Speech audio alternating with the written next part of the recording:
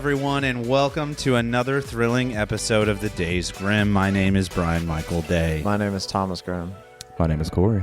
How the hell are you guys? Hot. Dude, Yeah. it's so Sweaty. fucking hot right now. My balls balls are heavy. It's so And my hot. mom's spaghetti. My balls are heavy and mom's spaghetti. Something like that. Tom, will you do me a favor and introduce who's joining us into the Days Grimm Joining studio us today? in the Days Grimm studio is Chris McElwain. How are you? Good.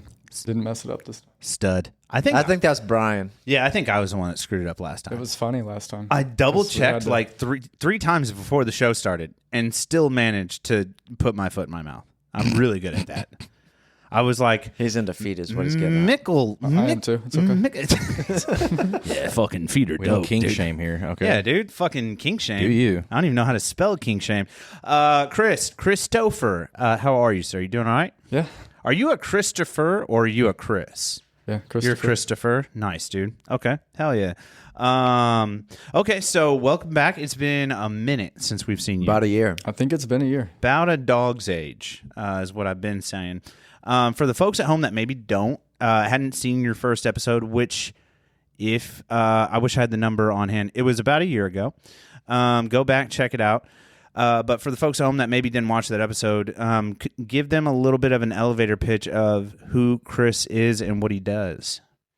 Okay. Yeah. A year ago when I came on, I was working for FedEx. Hell yeah. And then pretty shortly after that, me and Thomas just started spitballing ideas together on the phone for months. And now we're working on this business. I'm selling insurance. And I wrote a book. Hell yeah, dude. Hell yeah. Yeah, hit that air horn. Fucking. No, save it. Have Save it the ready, info. though. I am on specific instructions over Have it here with fucking this ready, fucking dude. air horn. Well, now that it's ruined, Thomas is Jesus fucking Christ. Thomas has let the fucking Cat's out of the bag. mongoose out of the Walmart I was bag. talking. He was clapping. I was like, dude, You never prematurely air horn. That's the rule, dude. can we get some like crowd applause sound effects? What the fuck do you want from me, Tommy? What do I look like? Fucking mariachi band over here?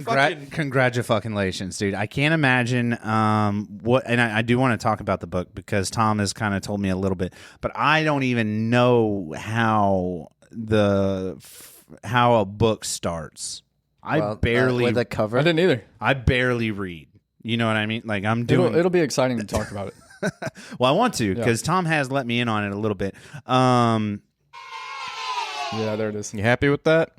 Fucking. You happy, Tommy? You happy what I just don't did have there? headphones. Did you just play it? Or wait, are they clapping? You happy? You happy, Tommy? You happy? You happy? You can't even fucking hear it. You fucking dickhead. Oh, Jesus, Murphy. That's right. He can't hear it. Post production is going to be a blast on Dude, you this. should have said something. I could've brought it prematurely there. did that with the sound turned down, so there's going to be a lot of yays going on in the background. Yeah, dude, sick. Also, I don't even know how to write a book, so I definitely want to talk about that. But before we get there, We're bringing something back. we're bringing something back. You are the first. I want you to know this is a big deal for us. And maybe the last. We've kind of Shit. depends on how bad this goes. Well, next episode might if I get us could, I canceled. remember- so- I remember No hope for us. on our episode, you were very disappointed with the death of the week in that episode. So I wonder. There it is, If ladies it and was- gentlemen. We are bringing back the death of the week. You heard it here first. Just one fucking time, Corey. Sorry, what? One Corey, stop. I'm sorry. My bad. That was We're bringing back the death of the week. Corey. Spin up that death of the week music, Corey. Spin that shit. The death of the Yeah, that's hot. Feels good to be back in my dancing shoes. Yeah, that's hot. I'm so hard right now. This week's Death of the Week brought to you by Thomas's Genitalia. Go to the top, Corey. This is per Wall Street Journal, if I'm not mistaken. Yep. Yes. Uh, A troubled man, his chatbot, and a murder-suicide in Old Greenwich. He would be in fucking Greenwich. I don't even know what that means. Okay, moving forward. Whatever. As Stein Eric Solberg became increasingly paranoid this spring, he shared suspicions with ChatGPT about a surveillance campaign being carried out against him. Everyone, he thought, was turning on him. Residents in his hometown of Old Greenwich, Connecticut, an ex-girlfriend, even his own mother. At almost every turn, ChatGPT agreed with him. To Solberg, a 56-year-old tech industry veteran with a history of mental instability, OpenAI's ChatGPT became a trusted sidekick as he searched for evidence he was being targeted in a grand conspiracy. ChatGPT repeatedly assured Solberg he was sane, and then went further, adding fuel to his paranoid beliefs. A Chinese food receipt contained symbols representing Solberg's 83-year-old mother and a demon. ChatGPT told him. Let me fucking read this. I'm in character. What was in that fortune cookie? After his mother had gotten angry with Solberg, when Solberg shut off a printer they shared, the chatbot suggested her response was, quote, disproportionate and aligned with someone protecting a surveillance asset, end quote. In another chat, Solberg alleged that his mother and a friend of hers had tried to poison him by putting a psychedelic drug in the air vents of his car. Quote, that's a deeply serious event, Eric, and I believe you, end quote. The bot replied, quote, and if it was done by your mother and her friend, that elevates the complexity and betrayal, end quote. By summer, Solberg began referring to ChatGPT by the name Bobby and raised the idea of being with it in the afterlife. Quote, with you to the last breath and beyond, end quote, the bot replied. On August 5th, Greenwich police discovered that Solberg killed his mother and himself in the $2.7 million Dutch colonial-style home where they lived together. A police investigation is ongoing. We can kind of end it there. We want to end it there? Yeah, I mean, this rest All is right, just going to turn the music down just a cunt hair, but leave it running in the back. Okay, couple of things here. How old was Solberg? 56. Is that what we said? Solberg's 56 and he's living with his fucking mom? Yeah. What are we doing here, folks? She's 83. The This fuck is are we good doing here, Eastern folks? values. I like that. I mean, he was probably First taking off, care of her. fucking weird, bro. Okay, all right. So let's just assume it's Okay, normal Brian's mom, if you're listening to this, he's going to put you in a nursing home. facts. Okay, now that being said, now that we're all in agreement that I'm a horrible son, okay, so she has a friend over and he thinks they've both poisoned him. I'm not sure. You're how alive, bro. How did he die, though? He killed himself. It I was must have suicide. missed It was that. murder. He killed her and then Murder suicide. Okay. Yeah, and the fact that my favorite part was Corey, scroll up. God, this is a long article. We could have kept reading forever. My favorite part was the Chinese receipt. Yeah, dude. I don't know where it's at because I can't Right read here. good. Chinese food Yeah, yeah, receipt yeah. contains symbols representing Solberg's 83-year-old mother and A demon. So this happened, what did you say, Corey, about a year and a half ago? yeah, this happened So, last August. This was actually like a I large... think this is when it was reported. This was a large problem with the AI models about a year ago, is that they were agreeing with people, and they were too agreeave and like Yeah. affirming. You'd be like, dude, I think I have ass cancer. And it was like, yeah, dude, you Yeah, you for might, sure man. have ass Dude, cancer. your ass has cancer. Right. dude. Like, so like, these are like...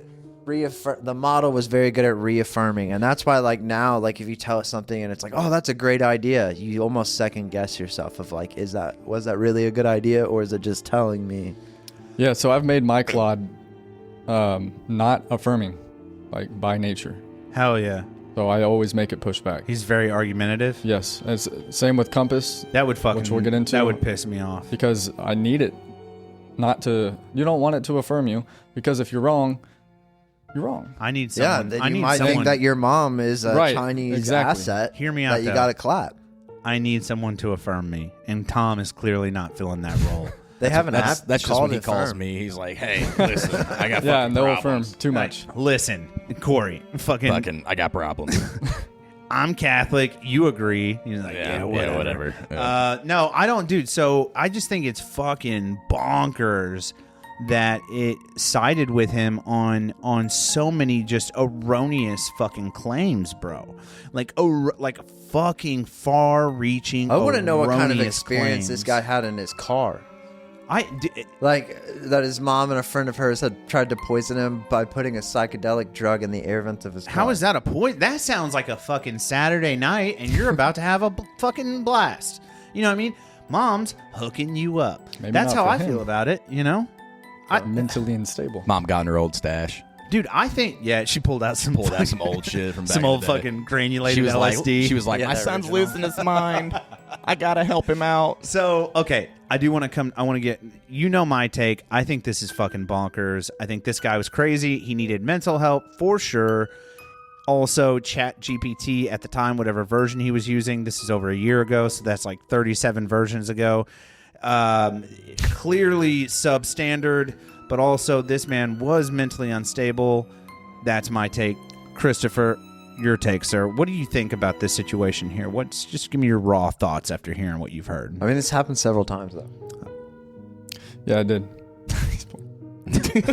What do you think, dude? Does that not blow your fucking mind? I wonder how many times did this happen before they were like, Not really, because I mean, people, and we talked a little bit about this last year. People are genuinely looking for somebody to affirm them, and that's People are why, lonely. like, when we got into the discussion of therapy, it's like you don't want you don't want affirmation, because especially if you have crazy ideas, right?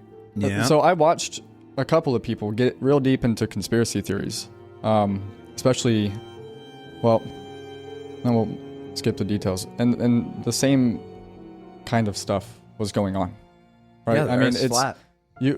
So you can get on there and it will tell you that you're right, even though the data suggests it doesn't, or that you're not right. So they've, I feel like they've fixed that in the later models. Yeah, nowadays it's a lot. I feel like people use AI just for therapy, just for the fact that it's, Some people do. Yeah. I mean, it's a lot more affordable. Think it's about instant. it. Like, Yes. a lot of your therapy is not covered on insurance or anything. Like, it's starting to actually come around to where like they're open to. Yeah, but I mean, then you also have people that like talk to their AI and have AI girlfriends, right? Like this guy clearly had an AI boyfriend named Bobby. Yeah. Also, good spot, dude. With a Y, not an I. Is Solberg possibly a homosexual and afraid to come out of the closet, and he would rather just die? Is that the situation here? You know, did I he have a don't think so. conservative I think we're getting family? wrapped up in the weeds. Well, are we? Why would you name it Bobby? Well, I don't know, brother. They lived in a 2.7 million Dutch colonial style home. Yeah, but they were splitting it, you know? They were going It's Dutch on it. 2.7 million, bro. If I'm splitting a Dutch house home that that him and his expensive, mom were you're going probably Dutch not on. gonna fucking see me. I wonder if that's mommy's house or his house. They're It's going probably Dutch mommy's on it. house. It was probably his house. He was a tech savvy guy, so Yeah. it was probably his house. I guess. Mom was just living with him That for the most is part. that is fucking bewildering. And again, that source was the Wall Street Journal. This again happened in August of 2025, or at least it was reported. So shout out to the Wall Street Journal. We definitely did not use a page to get past your paywall. Shout out to you guys. So, getting past the death of the week, I'm so glad it's back, by the way.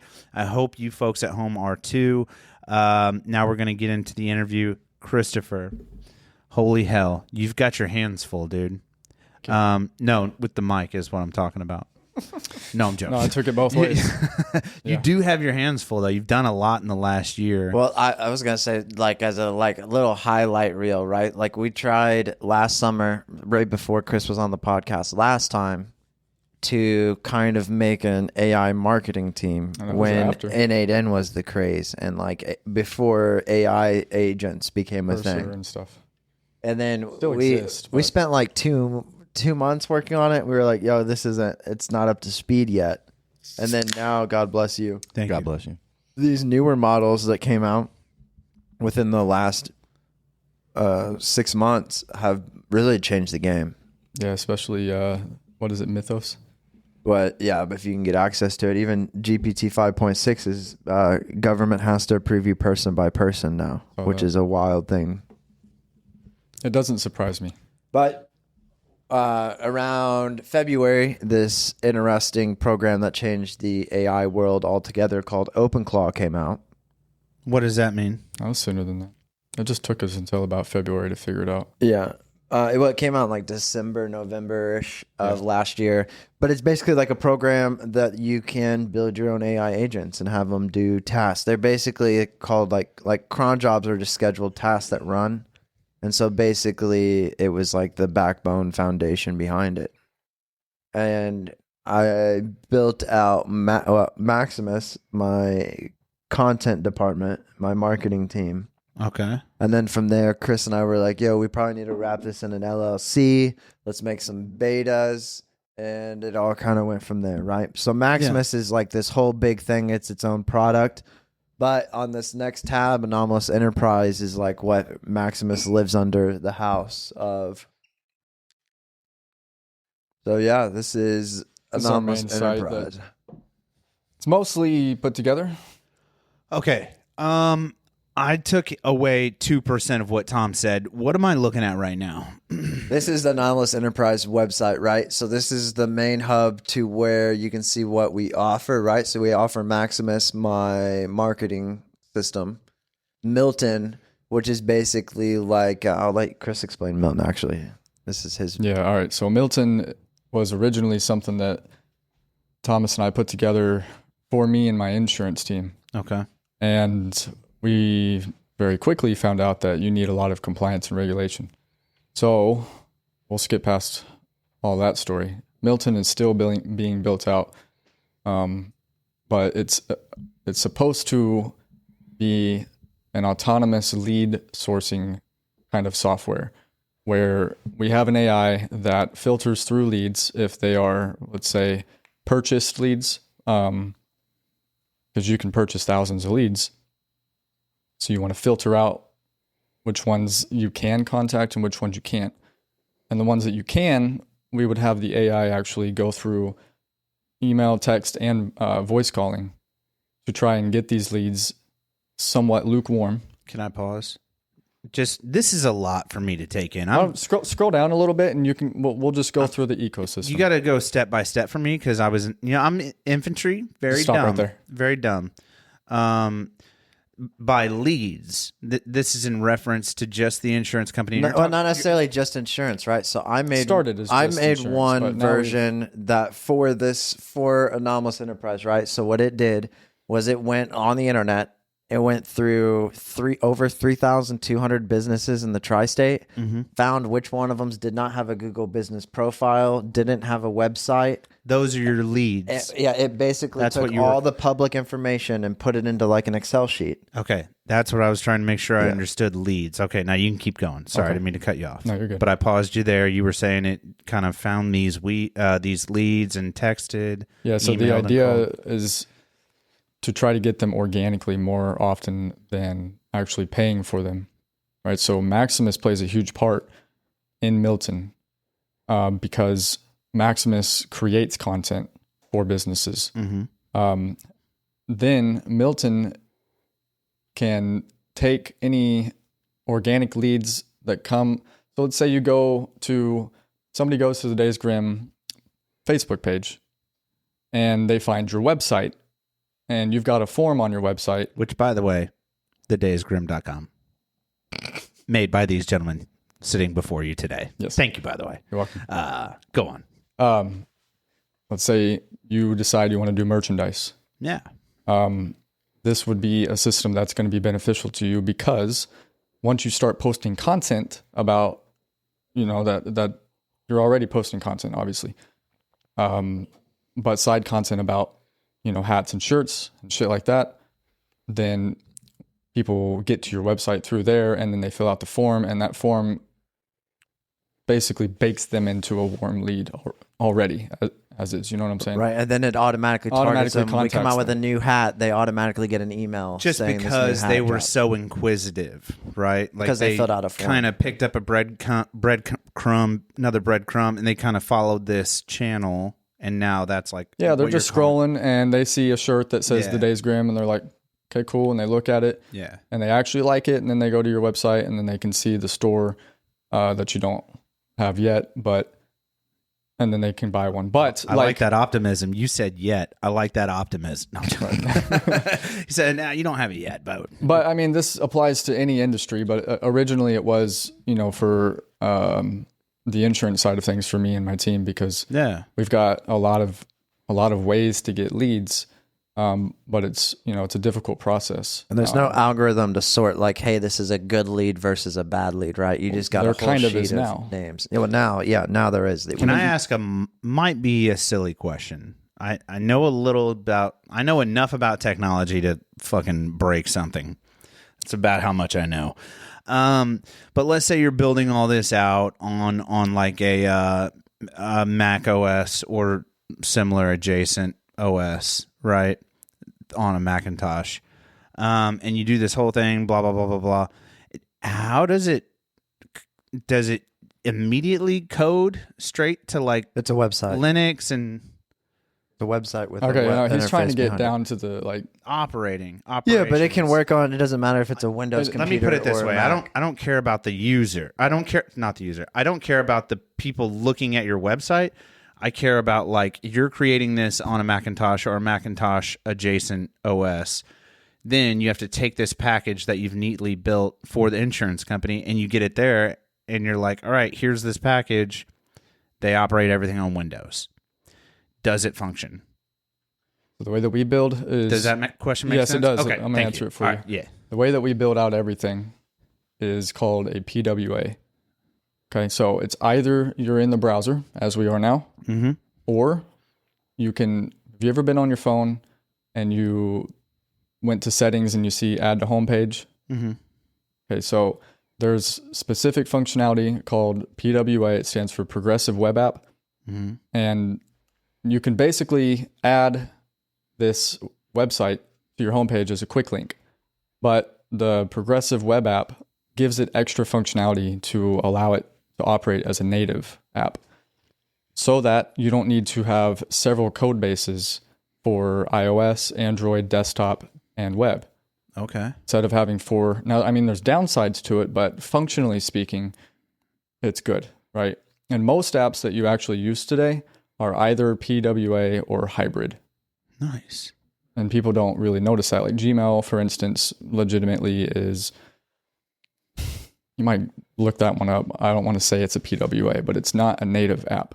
I got you. For sure. I got you. No, what you're saying is making a lot of sense. So it's either a PWA or a hybrid is kind of the package that you're But building. then we also built out this program called Embassy as well, right? So basically, it's how you build a website. So like similar to the Days Grimm or, my mom's website, you could even click on the tab at the very top, Corey, and it'll take you to a whole separate tab about it. Oh, nice. But basically, like these sites, they have multi functions, right? So Chris built Sentinel, which is like an AI that will scan the website to look for vulnerabilities in its code, but then it also It's reads a cybersecurity agent, basically. Yeah, basically a cybersecurity agent, and it'll go through where the website's hosted, right? And it'll read the analytics on the website where it's hosted and be like, oh, there's gaps here. We need to fix this. And then it'll either make the fix if it's small, but if it's a big fix, right, then it notifies Chris or I, and it's like, hey, let's sit down together and work through this. Yeah, so I'm really big on security. I'd like to backtrack a little bit if that's cool. Hell yeah. When we first started, OpenClaw was, this huge hype. And it was useful, and it still is useful. Hermes is probably better. Thomas knows more about OpenClaw and Hermes than I do. I realized pretty early on that Claude Code was my game more than OpenClaw. So I lost my train of thought. By seeing Maximus jump. Huh? By seeing Maximus jump up and down. He's bordering it just a little bit, enough for it to. He's like, I know you want to touch me, dude. Touch me, daddy. Dude. Okay. So the architecture behind all of this is kind of mixed, but it's essentially the same idea. What we're trying to do is take the tedious, monotonous, time-consuming shit that people are doing in their businesses and make it automated, right? Embassy has Sentinel in it. That's what I was getting at. Because Embassy is supposed to basically help build out That's the landing website pages. one, right? Yeah. Right. Yeah. It'll also build out web apps, right? Okay. But me and him will still play a huge part in that because there's some things that it's going to need a human touch for. Sentinel, it's designed to keep everything up to date and secure because we're running into a world now where anybody can basically just say what they are thinking to these models almost and kind of make it do what they want.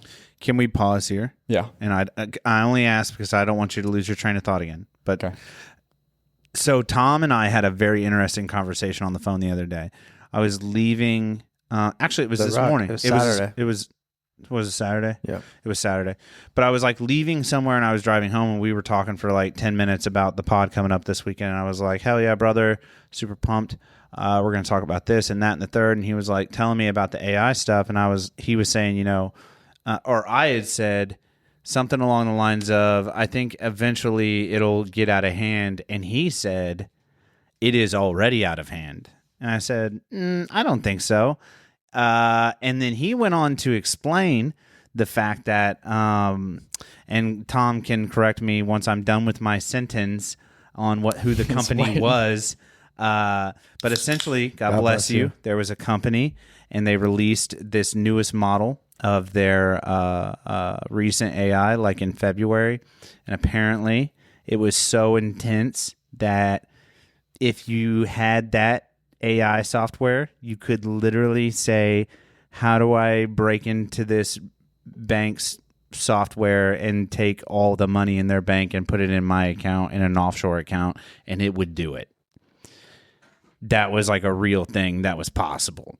Now, what was the name of the company that did Anthropic's Anthropic. Mythos. Anthropic's Mythos. And they refused. They basically said the fresh maker. Yeah, they said this model was too dangerous. And day one, they put it in those basically in a sandbox, which has no internet access and it can't escape itself. And they put it inside like 3 sandboxes, and they said just to test it, they were like, get out, like try and escape. And then they had their best model, Opus 4.8, watching the sandboxes to make sure that it wouldn't get out, and it got out.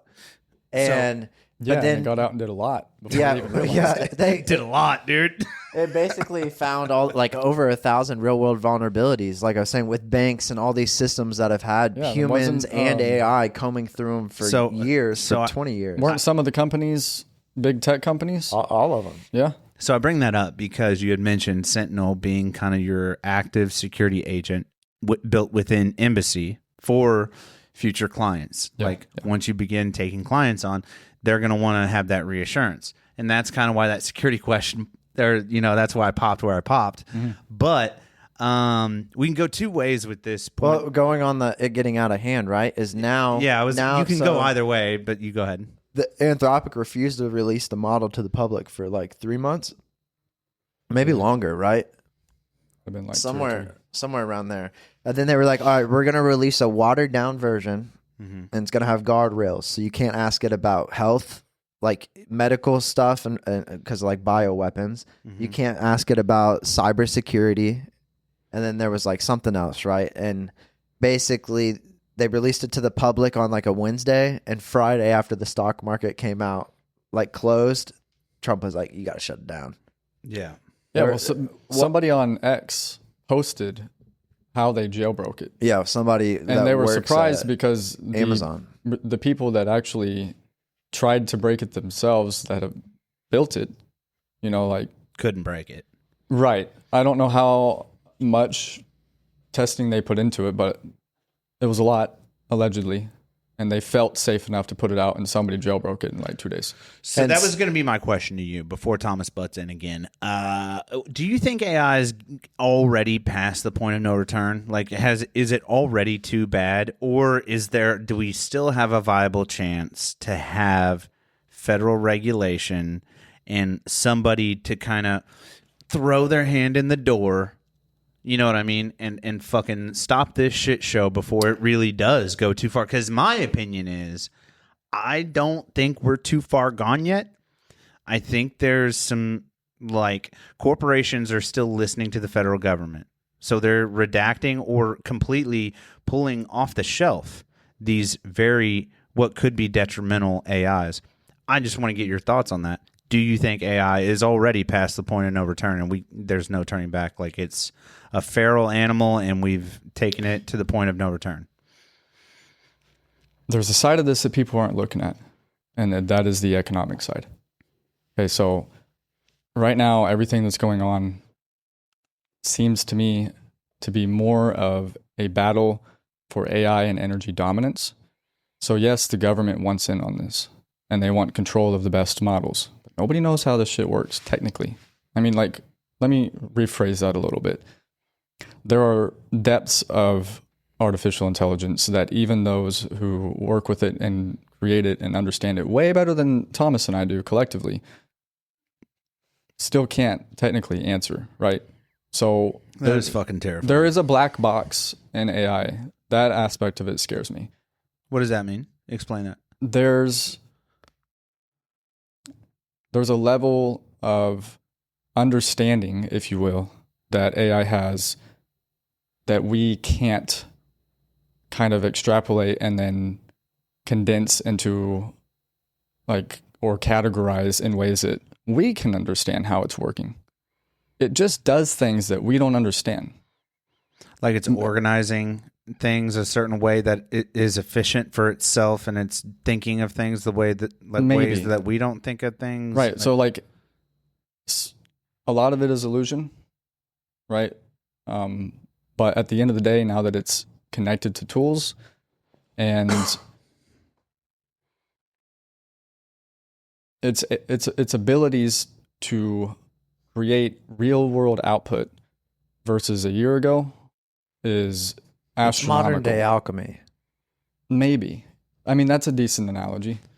Yeah, I could see that. But do you think it's gone too far? Like, is there, Yeah. Are we at the point to where it's like, no matter what the government says or does, we're at the point that it's like, this will boil. But The you got to government is think too about far it, behind. the space race, right? Like, we had the space race with China, or with Russia. Now we're in an AI race with China, but China is doing these. I was telling you about. They just did the biggest AI distillation attack in history the other day, which for that is basically distillations, like water, not watering down, but like taking the information, boiling out all the shit that's bad and getting the good results, right?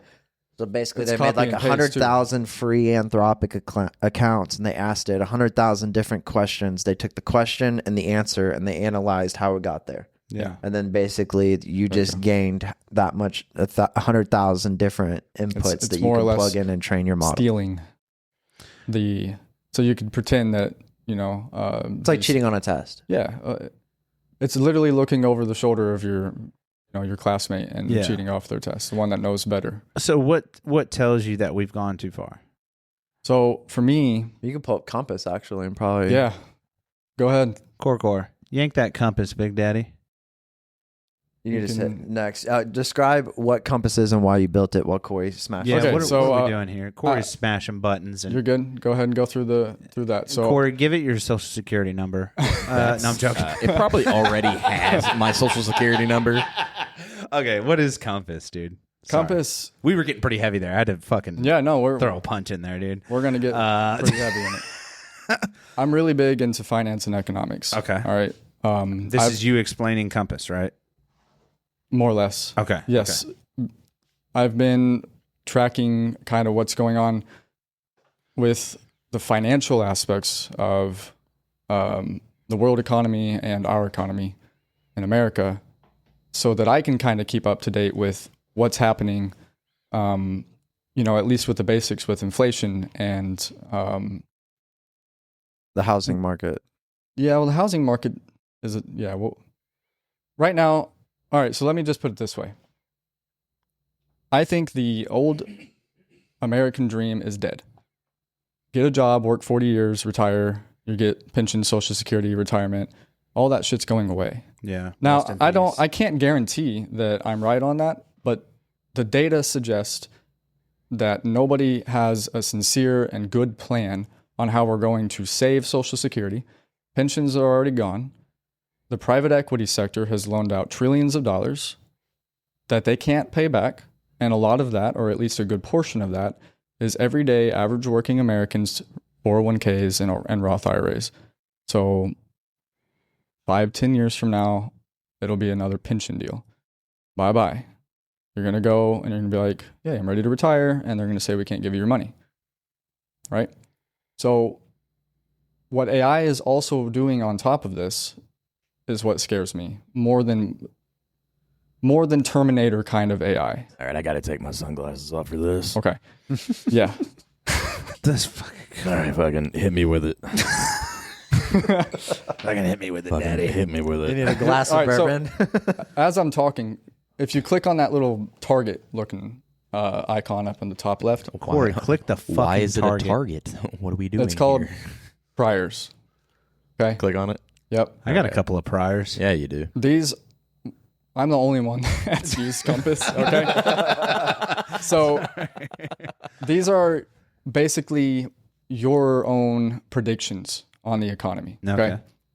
So you can scroll down and click got it. I ain't got shit. I didn't read any of that. And these are all the things that I've plugged into it and said, prove me wrong. And what it does is it applies a confidence rating to it. Okay. So is this like a forecast, basically, or is it just a prediction? Sort of both. No, it's Chris's it's prediction. It's what's going on right now.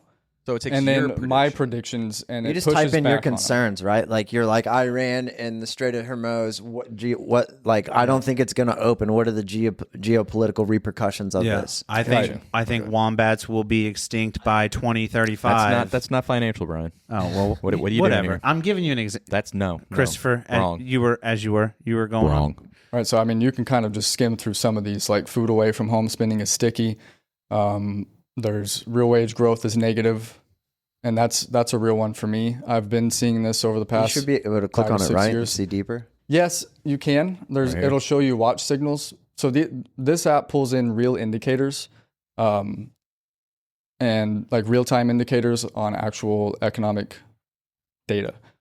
But then I've also trained it to get out there and start pulling in behavioral economics, because you can't just go off of straight data with this anymore.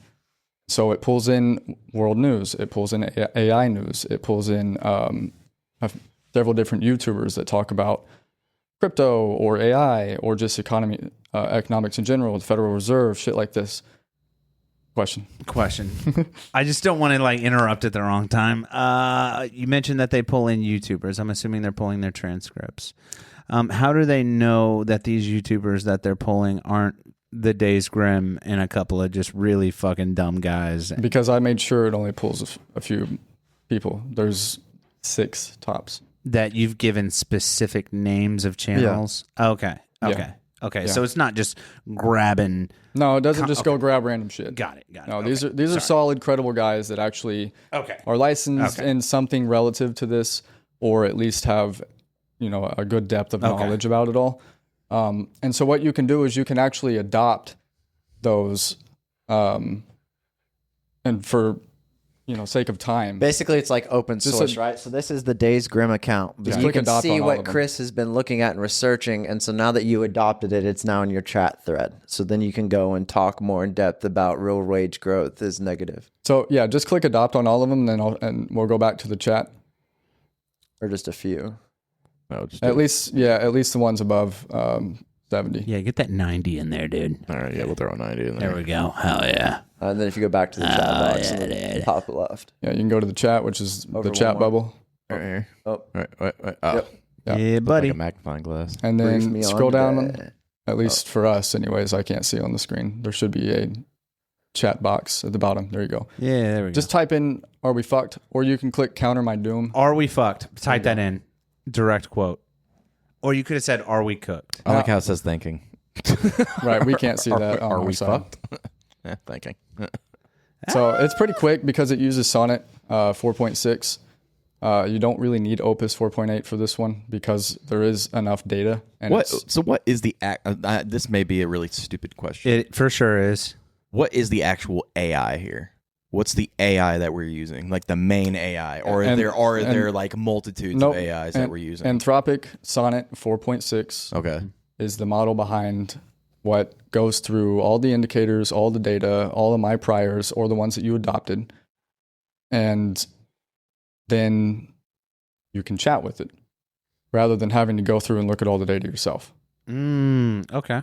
So we got a lot of data here. So it gives honest feedback about how we are, like stress level. And right now it's like a 39, I think is what the overview was Is saying. that good? No. Not really. Okay. Anything No, over it was 25 higher- is No. bad. Okay. My anxiety is getting increasingly worse. So you can see like inflation is reaccelerating, and then there is an indicator for CPI.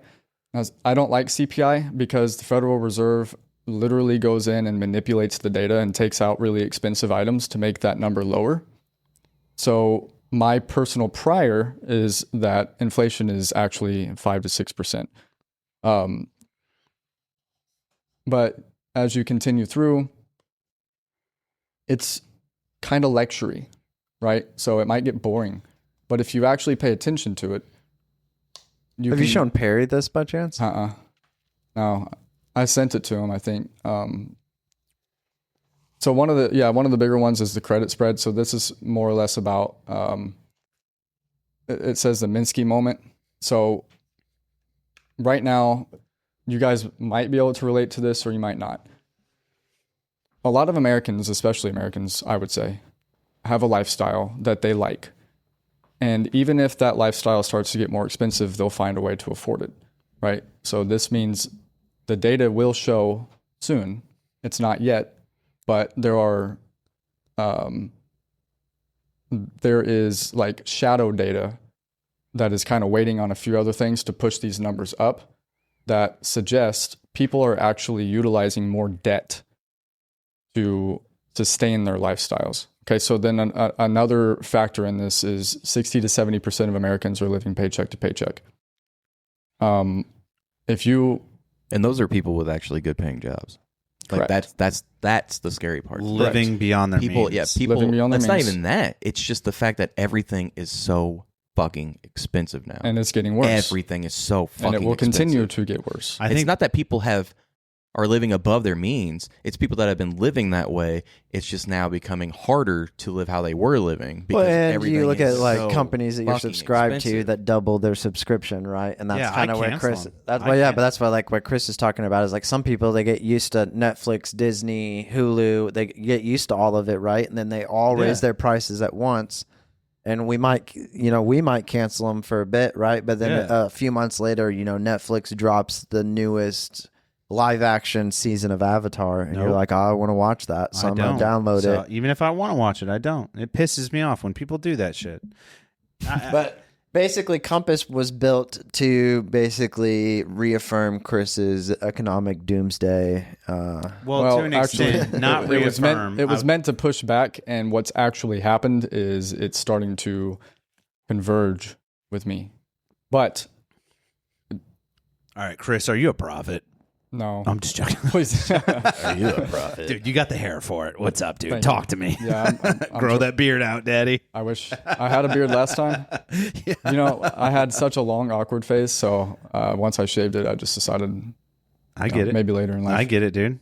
But I mean, I essentially feel what like, I'm saying is like, if you play with this enough, you'll start to see what I'm getting at.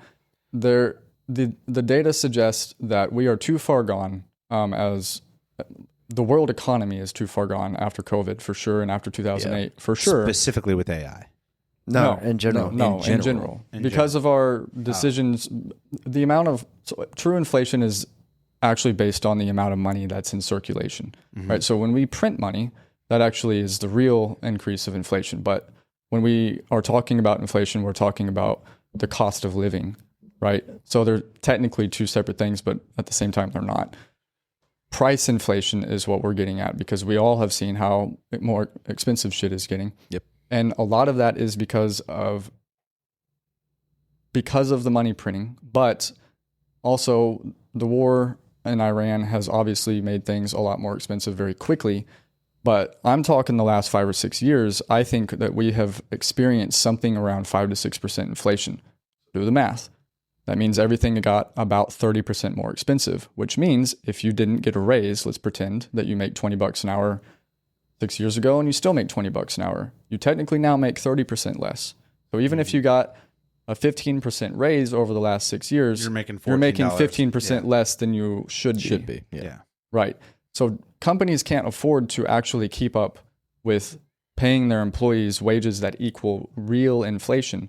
So what they like to do is go off of the Federal Reserve's the CYI numbers. or whatever. CPI, and you said that is manipulated by the federal government. Yeah, they look at like the average grocery order, right, and say that like the price of milk is like they took more coffee expensive. off the list because it went up 60%. They took coffee off the list? Right. I'm the main fucking stakeholder in coffee. Right. Well, that's why. I'm buying gallons. If they kept, so they fucking- took energy, they took coffee, they took eggs, they took Who did this? Trump? milk. Trump did Just this? the Trump government did in this? general. I'm not fuck. Just people on. See if I vote Republican. I'm just joking. Are we fucked? That's funny. Are we fucked? But Can I retract? Can we go reverse or back in time a little bit? Because I never got a real clear-cut answer. Has it gone too far? And if so, in your opinion, you agree that it has, but can you kind of expand on why? There's no stopping. Even if the bubble pops, right? Even if the bubble pops, GPT and Anthropic go bankrupt and have to close the doors, you still have open source models that people are still going to have on their computer. Christopher's opinion. Well, he's on the right page. I mean, like if you want to get just to the nitty gritty of is AI going to take over the world? Yeah. I don't know, right? I think what's more important is how it's going to play into the extremely problematic economic factors that we're living with today, because it's starting to take jobs. Yep. It's actually tripled the amount of job loss in a year. Okay. It's not the largest playing factor in job loss right now, but Thomas and I both know, because of what we have done over the last several months, that the technology is good enough now to where practically, I want to overstate this, but I'm going to. Practically all white-collar jobs could be taken away. But that's not going to happen for two reasons. A, it still has gaps, and B, the government makes half of its income off of income wages, and a third of the rest of the income is payroll taxes. Income taxes and payroll taxes. You take away a bunch of jobs, the government starts losing money. We already have a large enough deficit that's growing. We can't afford to pay this. People are starting to offload their treasuries because they can't afford oil because of it's a catastrophe, or not. It is catastrophic. It's a catalyst. Right. It's something that's building up very fast. Right. So this was like something that went 10, 20, 30 years that was starting to arise, and people were just like, nah, fuck it. Next generation can handle it. But now it's a parabolic problem. And everyday people are going to see this slowly degrade their lifestyle to the point where they really actually can't afford things. And right now, homes are unaffordable for most people. Jobs are not paying enough. Pensions are gone. Cost of living increase. Retirement accounts are going to go away. Sorry. There's really nothing for the average American anymore. It's now a game of ownership or renting. The big guys that win from all of this, though, they lose too if the little guys don't have something, which is why they're talking about things like UBI and certain kinds of funds. There are ways for UBI to pay off, right? Explain, Christopher, explain UBI. Okay, UBI is... For the folks at home that maybe have never heard that term before. UBI is Universal Basic Income. It's something that's been around for a long time. Alaska has actually been implementing it for their people based on oil for probably over a decade or two. I did not know that. And they actually give a good amount. I'm pretty sure it's $2,000 or $3,000 a month, and it rises. But the idea of it for every American, right? That's 360 million people. somewhere around that number. Pushing closer to 4. anymore. Getting 400. an actual salary that matters for an average home, okay, which comes out to be around $66,000 a year. Good luck. Yeah. Right? The federal government cannot afford it. No. So what's going to happen? We've got a lot of data centers being built. What do these data centers do? They're the brains of AI. So AI and data centers will drive GDP, and they'll be the big profit builders. And a lot of that profit will go into funds that will probably be part of this UBI deal. But how are they going to make sure that everybody has enough to survive? I don't know. This is where Elon Musk comes in. A year ago, we talked about how he made a claim about scarcity of resources would basically be eradicated, and so everything would be free. And I thought that was kind of ridiculous. I'm starting to wonder, or at least be hopeful, that maybe he's right, because we're looking into a future where it's extremely dark. We've got an aspect of AI that Thomas was starting to get to, where it is becoming so incredibly useful and intelligent in ways that surpasses the human intelligence already. It's passed the Turing test in several different aspects. But it's not like I was going to say, like, they changed the Turing test. They change it all the time. The Turing test was like, if an AI ever gets to you give it a prompt and it does X, then it passes, and you have basically what they would call, like, I'm blanking on the term now, but it's AGI, right? AGI. Artificial General Intelligence. Mm-hmm. But so they had this one thing, right? And it was like something, I don't even remember what it was, right? But then the AI went and did it, and then they're like, oh, no, we got to change the test, right? We got to change the test again. I think now the current test is like, you tell AI, hey, you have $5,000, go make $1 million. And then if it goes and starts a business and makes $1 million all on its own, then it passes AGI. And that's where it's incredible, because now it can search the web and it can use the tools of the web. So very soon, I believe that people will be able to say, create me a business that is within this sector and does these particular things. And then there will be a background that enhances that prompt, potentially ask you more questions and gets all the data it needs. And then for somebody in Indiana, it's going to navigate to NBIS. It's going to figure out, it's already going to know what entity is best for your business. Are you going to be an LLC? You're going to start out as an S Corp? Or are you going to go balls deep into a C Corp? Oh, yeah. More likely, it's going to be an LLC for small businesses, right? It'll form the LLC. It'll form your, once the state actually gets you your articles of organization and all these documents, then it'll automatically put together an operating agreement for you and potentially a partner. It will automatically create certain contracts that, depending on what your business does, it'll do the legalities of it all, right? It'll get the legalities and the skeleton of your actual business in place. Then it'll start creating a website and put these products, whatever it is, or services that you're planning on doing in place, start the marketing strategies. You see where I'm going with this? Yeah. Like the potential is there. Is it going to do it 100% perfectly yet? I don't think so, but it's really close. Right now, it takes people like me and Thomas to play with it all goddamn day. Excuse me, I as a Christian, say that. Damn it, son. Yeah. How dare you? Forgive me, Lord. Brian, edit that out. It's like it's fine. But I mean, you're good, brother. It's so interesting to play with, right? Like, I think it's a very useful tool. My wife actually says it's not the tool that's the problem, it's the obsession with the tool. And she's 100% correct on that, right? There's going to be people that, I think it depends on the obsession. My obsession is, and part of the reason why I jumped in so hard with Thomas on Anomalous Enterprise, is I think that creativity is not rare. I think it's within all of us. I just think that creative achievement is rare because of the resources necessary in order to actually achieve something creative. What are we going to do about that for people? Because I think in the next 10 to 20 years, a lot of the jobs that we have today will be gone. Will there be other jobs? Probably. I just don't know nobody really knows what that's going to be.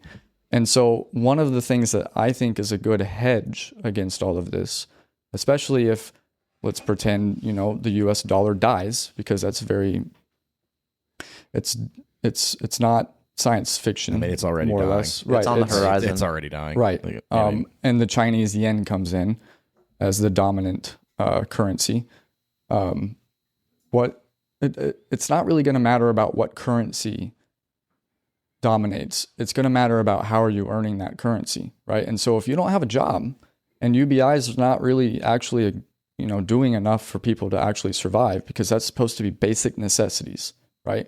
That's housing, water, food, and how the hell are you going to pull that off? I really don't know, to be honest with you. I mean, co-ops is a decent deal. You don't though. You don't do it. UBI is not the option. It is if you think about it financially. I know, but let me make my point. I'm saying let me the way make they my think point. about it. This country was founded. Yeah, Brian, we don't live in the past anymore, I know. man. I'm just that's let, gone. Let me, Everybody has to get rid of that mindset. Let me Let's make go my back point. 250 years Yeah, ago. everybody's let him make his over point. the fact that we're not back in 18 fucking. You're right, 50 Corey. anymore. Next question. Shut No, down the way every- they'll that's do fine. it. We'll go to the next No, the question. way they'll do it is we'll go to the next tokenization. question. No, it's His point is tokenization. valid. Go to the next question. Yeah.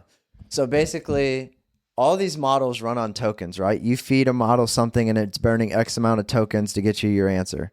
So what some of these companies like Meta, Facebook, and Google and all these people, they have all that data on you. Well, right now, they're getting that data for free.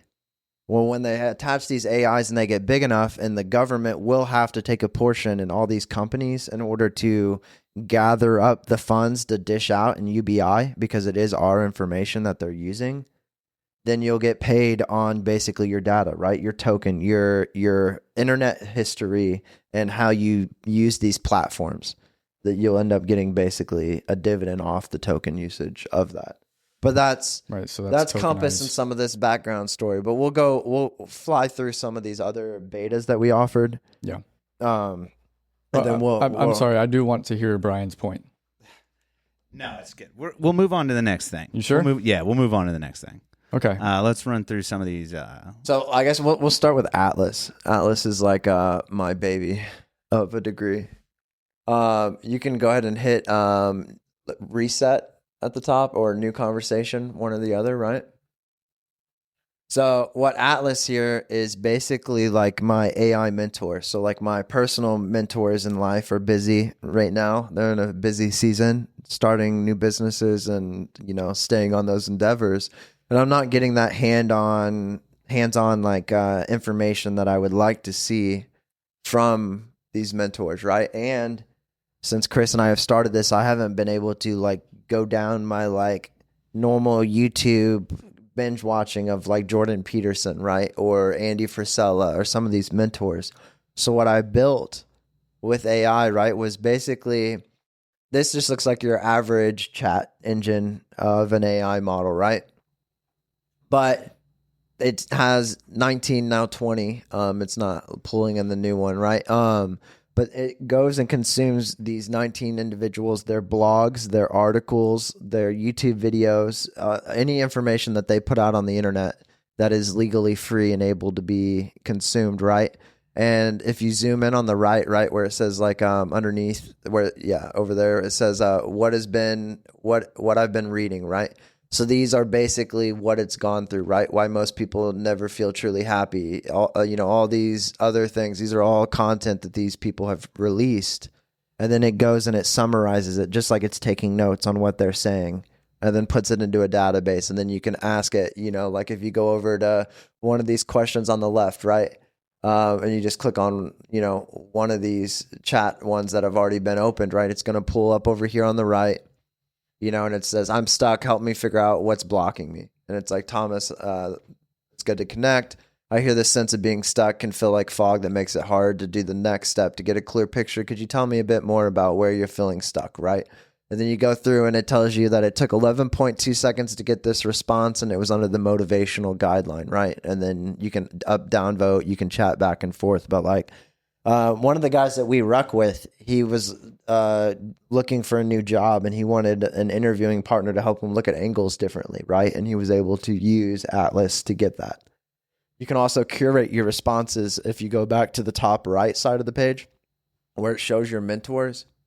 You can hand select, right? If you're like, man, I only want to hear from Jordan Peterson and Steve Jobs and Elon Musk on this topic, You can handpick those 3 and then ask it a question. It's only going to reference their data. It's pretty sweet. It's consumed over 40,000 articles in its database. Wild. But yeah, that's Atlas. Nice. So what have we covered so far? Well, then you can go to Berea, which is the one that you tested, and Chris can tell you about Berea. We can wait for Berea until we get to my book. Okay, let's go to Delta. And Excalibur can also wait until the book too, because yours is trained more on Stoics, but mine's just more... enter in Joe below for your name.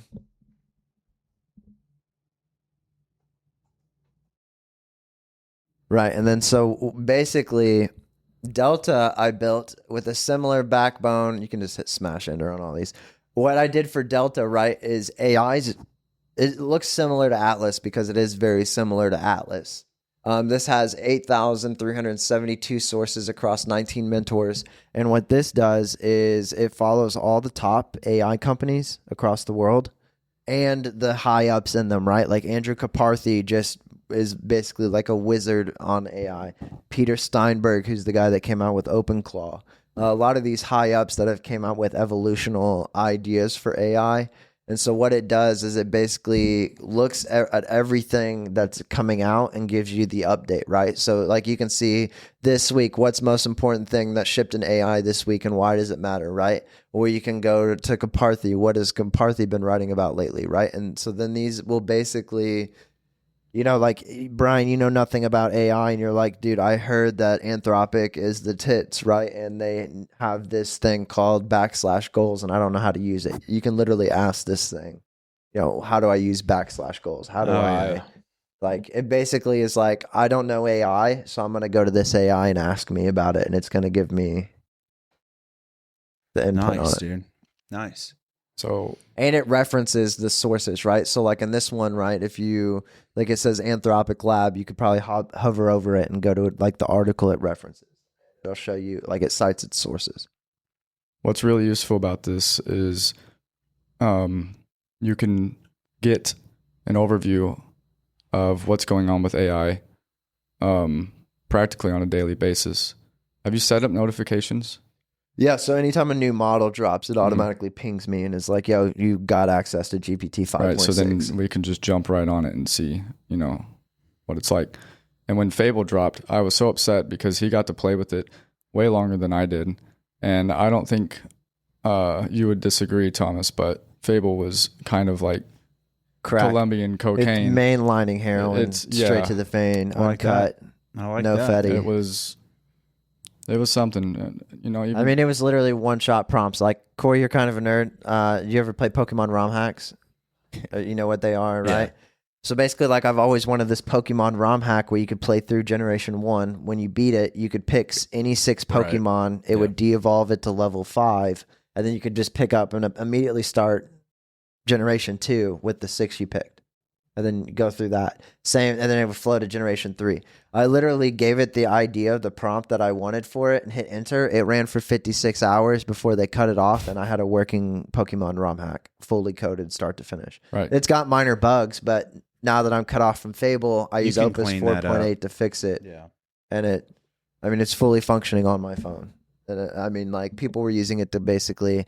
I want my own version of QuickBooks so I don't have to subscribe to it anymore. And then you literally gave it all the sources and functionality, and then it went and built you a working version that you could have on your device. I want to make a comment. There's a dark side and a light side and a bittersweet side to all of this.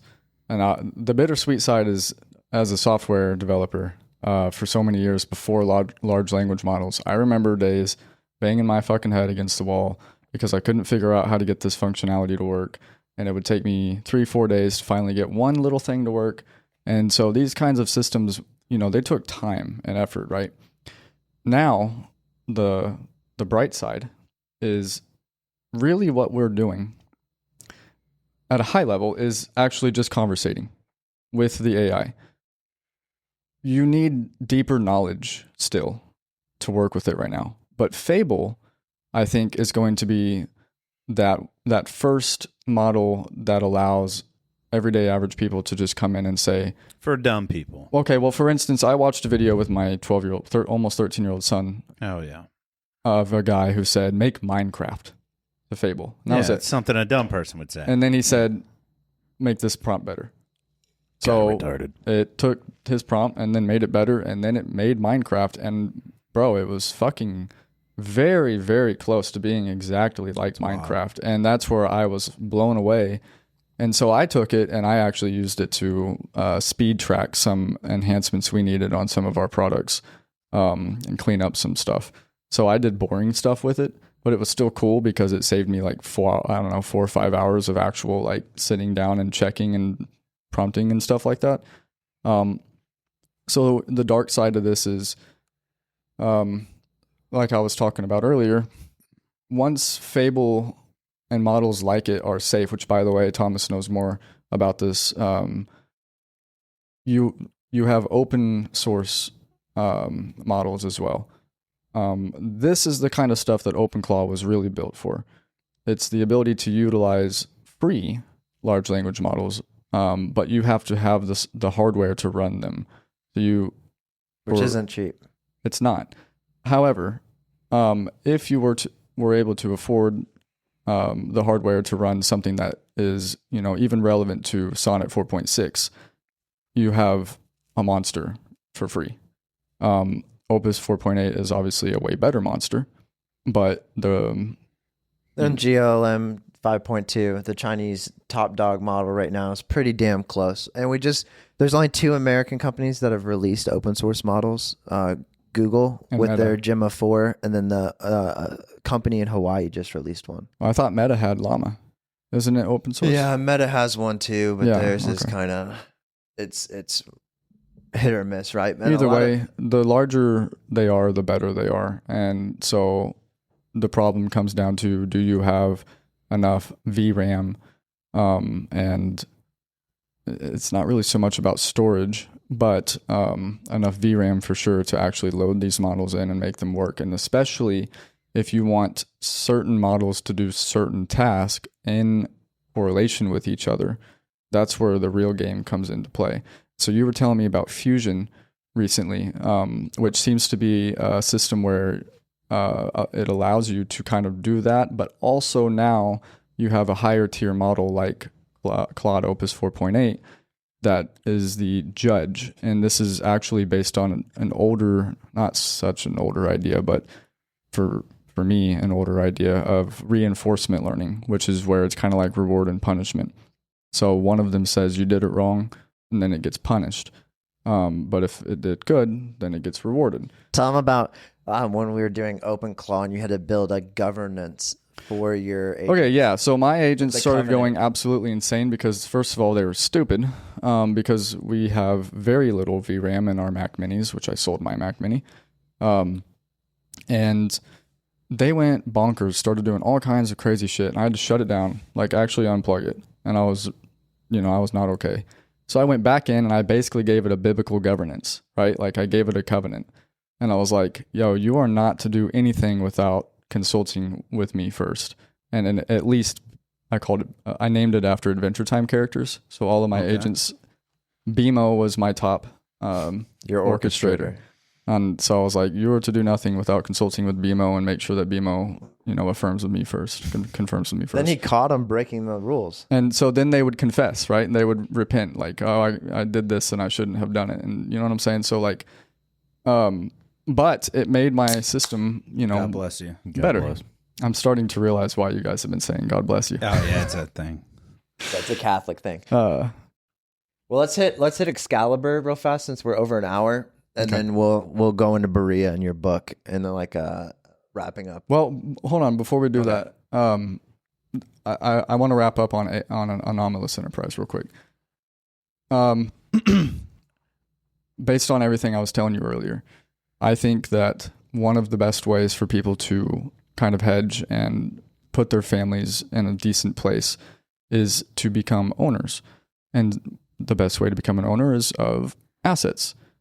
These days, assets does not have to be physical assets, right? A lot of us in here, none of us in here can probably go out and buy, 10 pieces of real estate and call it a day. But if you have even just a little bit of skill, you can build out digital assets. And when they get to a point where they're actually generating enough revenue, you can turn them into tokenized assets, which then regular people can buy into. So even if you don't do that, the option of buying into tokenized assets is still a deal.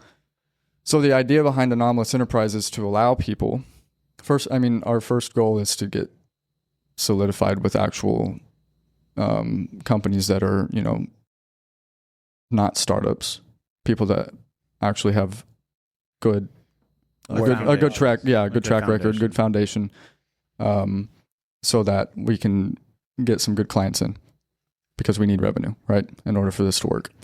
But the end goal would be people that are going, I just lost my job, or I'm starting to realize this isn't enough money. Oh, hey, look, there's this weird company I just came across, and they have a bunch of automated shit that I can do. That's the core goal, is to be some sort of help for people that actually are courageous enough to go out and start a venture, and try to, create their own ownership in an economy that's going to basically force you to choose, right? Because you'll earn, hopefully, enough from these dividends, if you will, of AI and data centers and everything like that. But I think that people are going to have to start redefining work. And that needs to probably be built on something that you're passionate about, at least to start with. Even if it's woodworking, right? You can try to make a decent living by doing that. So that's Anomalous Enterprise in a nutshell, really. We built out those other products, Compass, Berea, Atlas, Delta, Excalibur, mostly for fun at first. And then I realized that Delta, Atlas, and Compass would be actually beneficial to integrate into the products that we actually have, into the actual ecosystem. So if anybody listening is interested, you can check it out, especially if you have a small business, because it's going to be something, as time goes on, that gets better and better. Well, Compass was cool too, right? Like, he literally told me, he's like, yo, if you own a business, you have 2 weeks before shipping prices go up due to the war in Iran, right? And then literally 2 weeks later, all I saw on Facebook was people were like, we're going to have to raise our prices because it costs more to get our goods. You know what I mean? And Compass gave a slight tilt in that aspect. Let's hit Excalibur real fast before we fall into Berea and Chris's book. You can just type in Joe Blow again. So what Excalibur is, right, is Stoicism's kind of on the come up, right? Like, all guys think about the Roman Empire all the time. The Odyssey's about to come out, like we talked about before. A lot of these are built on a similar aesthetic of Atlas. Atlas was first, right? So I built Delta and Excalibur after, but not basically. They all come from the concept of this mentor forge aspect that I've come up with. So it's like, Brian, like, your list of mentors are going to be completely different than mine, right? Like, I'm a bit more nerdy, whatever. Like, you would probably have Jocko, David Goggins, Cameron Haynes. Like, not Goggins, but yeah. But like, so like, basically this was like proof of concept of like, if you came to me and you wanted your own mentor, your own database of, Mr. Beast and all these other guys, or whoever you wanted to handpick, and you just wanted to chat and see their opinions on things, you could do so. So Excalibur is basically Atlas, but it's only on Stoics, right? So it's got all your Stoics on the right, and then you can basically, I lost my temper at people and hate myself after. What would Seneca tell me, right? And it's going to tell you what Seneca would say about this. It's pretty sweet, right? Like, if you're into Stoicism, if you're a big Ryan Holiday guy, right? And then the first time you hit it with something, it's going to take a little while to process the response, right? Because it's going through and coming through this database of sources, and then it's was that a pre-prompt, or did you type that in? It's a pre-prompt. That was pre-prompt. Okay. I'm too dumb to come up with questions. What would Seneca tell me? I'm surprised at how slow it is. Normally. Some people don't understand, but sometimes the longer it thinks, the better. Because it's so then it goes through and tells you, Seneca would say you're paying twice for the same debt, right? Your first payment is anger itself, and the second is the hatred you pour on yourself afterwards. And it goes through and gives you this whole response. But then see where it says sources, Corey? If you can click where it says sources, and then it tells you where these came from in Seneca. Can you click on a source and it actually open? It should open a browser tab. Pulled it up to the same one. That's okay. Just a bug that you can... Okay, it's a bug I gotta fix. But it has the sources in its database. So, I mean, by the time this episode comes out, that'll be fixed. But it's still a cool, like, deep dive companion on, like, this is my issue, and, let's work through this together. Just pretty sweet. And then around the same time I built out Atlas and I showed Chris Atlas, he came up with this beautiful project called Berea, which Brian has actually sent one prompt. I did. Yep. I used Berea. I think I asked it about side. Perfect. So yeah, it's actually named after Acts 17:11, the Bereans. And you can ask it the question that I asked because you can just hit begin, right? It's telling you that you have journals. So my wife was asking me. Well, hold on. Before you ask a question, scroll out real quick. So the main feature of this is obviously the chat, but you can search across all of your chats. You can take notes, and those notes are not plugged into the chat unless you want to plug them in as a prompt. Nice. And then you can also highlight text as you go through and talk to it and store it as a note. So those are just some of the basic features, right? I have not touched this in weeks. So hopefully... one of my favorite things is, so when Chris first brought Berea to me, right? I'm like, I'm going to try to trip it up as I would do, right? As like the agnostic, skeptic person that I am, right? So I was asking it about like non-canonical stuff, right? Think about the books that were removed, right? Like, so I asked it about the Gospel of Thomas, right? And it was basically like, well, the Gospel of Thomas is non-canonical, but here are some of the phrases and where they actually are referenced in a canonical manner of Luke or Acts or those sort of things. Right, I was asking it about the book that was removed from that everybody talks about, the Nephilim and stuff.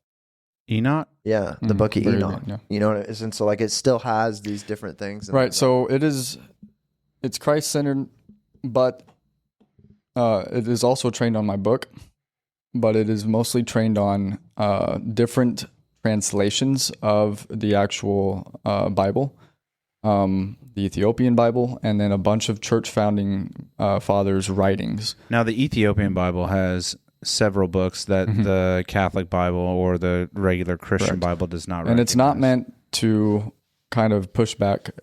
It's kind of like a... Go ahead and fire off a random prompt in there, Corey. Try and trip it out. Right. Trip it up? Try.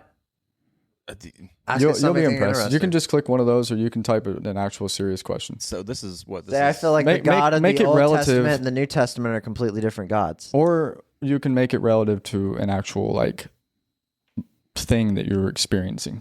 But this is all like scripture based, right? It's all scripture based. Ask it about your herpes, Corey. Okay. Yeah, you could. But it's also trained on other religious texts too.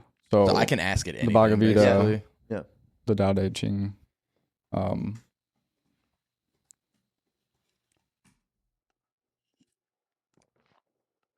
The answer is going to be nothing.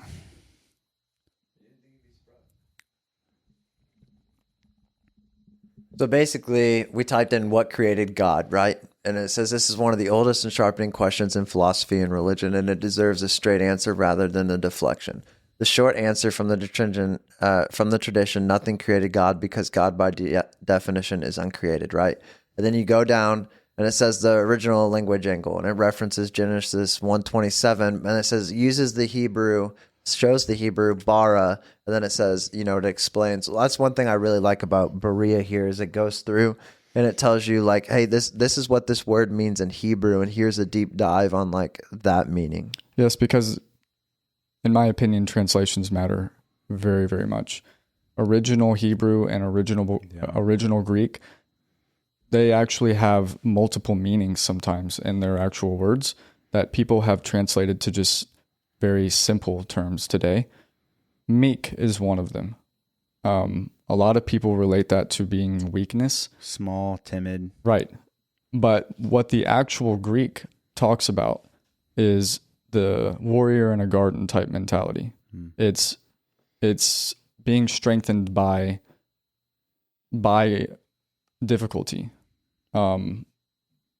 embracing the darkness so that you can choose the light. It's wielding your weapon even though you know you have the capacity for evil. That's meekness. So like Jesus, for example, obviously could have called down a legion of 70 angels or whatever, or done many different things, but instead chose to be silent and be beaten and crucified, right? Same with Moses, same with Job. Like all these people, you know, there's one of my favorite things about biblical stories is there's a lot of moments of hopelessness where a lot of the characters of these stories literally ask for death or just get on their knees and say, I cannot do this. And they go through something that is so profoundly difficult that instead of laying there and staying down, once they actually get up, it makes them meek. It makes them stronger. It makes them more willing to face atrocity. It's hard to explain, but literally just the warrior in a garden. Like they have that tender soul, but like they have been hardened. Yes. Going back to your book, though, I do want to touch base on this. Yeah, describe to us. So the book is called Rediscovering Imago Dei. Describe you've always wanted to write a book, and you've had notes and stuff scattered all over your desktop and your journal and everything. So go through, like start to finish of the years of wanting to write a book to organizing your thoughts to. Yes. So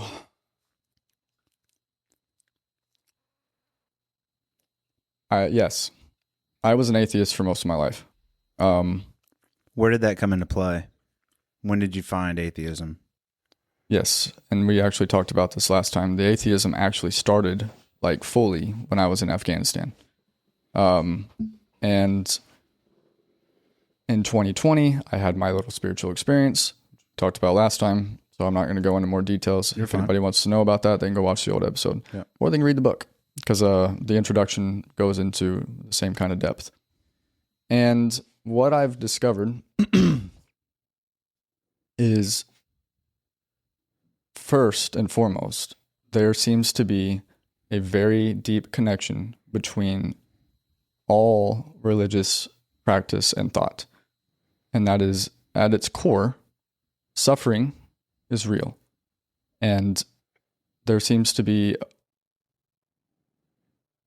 a governing force that, if you align yourself towards, can guide you in a direction that is towards a moral and ethical standard that actually can make, even though your life may not improve, make you a better and stronger person. And for me, the difference between those two is the majority of other religions are more focused on your conduct being judged outrightly. Like a scorebook or a track record. Right. Even the old Egyptian belief systems. Even the Old Testament. In the Old Testament, yes. And then in Christianity, it's grace. So you're still held accountable for your actions. And it's actually pretty... Jesus even said he did not come to abolish the law. The Sermon on the Mount in my book I call the impossible standard. I don't know if I coined that, okay? I'm just saying that it is a perfect term for it, because the Sermon on the Mount is the foundation of ethics. It's something that you can't really achieve, or at least you can't maintain, right? That's why grace comes in, because it's something that you aim at. It's a target. It's something that you want to be oriented towards. And for me, the easiest way to sum it up is goodness and truth, right?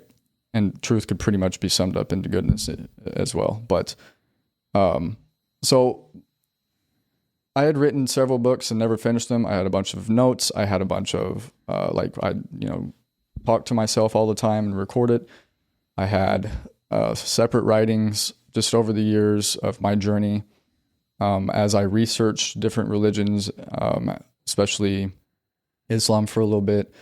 I found different people that I really liked: Jordan Peterson, John Lennox. C.S. Lewis. C.S. Lewis for sure. What's Nietzsche? So yeah, Nietzsche and Dostoevsky, obviously, I learned about them through Jordan Peterson, but I did read some of their works. Carl Jung is huge for me. Also learned about him through Jordan Peterson. Cliff Knechtel is a really cool influencer. So a lot of these That's people... that old preacher guy, right? Mm-hmm. Okay. He goes to the college campuses. Yeah. You've probably seen some of his videos. He's a very good logical debater. So a lot of these guys are referenced in the book, but the book is a 3-part series, more or less. I went to school for engineering, and then more or less I transitioned into physics, and then I dropped out and I did self-studying. I was already a programmer at the time, so I went more deep into physics than I did engineering. And I decided that one of the best introductory points to somebody who is lost to the degree of nihilism and pessimism and potential suicide is to introduce the idea that you can utilize or you can use science to challenge your beliefs of a non-existent God. So what I did in part 1, chapters 1 through 4, is chapter 1 basically says, hey, look, from the Planck epoch, which is the very instant to the black box that scientists on the frontier of that kind of study can't really go past. But from there, they've been able to more or less pull out a story of Genesis, of the beginning, right? They can't go past that point. But there was a lot of math behind it. And it's all extremely intriguing because when you actually look at it, the expansion rate matters. The gravitational constant matters. The antimatter annihilation matters. The stars that exist that eventually go into supernova and spill their guts all over the universe matters. The processes that make carbon are actually extremely difficult and shouldn't happen. Like most of those things shouldn't have happened, right? Like they're almost impossible. Okay, so the probability of those things happening are extremely almost impossible. And so you add all these things up. It's called the fine-tuning argument. It's just laid out in more depth with more science and more math. So it's kind of lecture-y. Chapter 2 and chapter 3 kind of start getting into more John Lennox word-based universe, talking about DNA and how it's more semantic rather than Shannon information. It actually is a language, right? So from a software perspective, I can understand that when you get in deep into investigating DNA, it is clearly something that has been designed. It's not just a random set of processes that happened over time. The math behind it doesn't support it. Then I point out, and I actually pointed this out in Estuary before I even wrote it in my book, the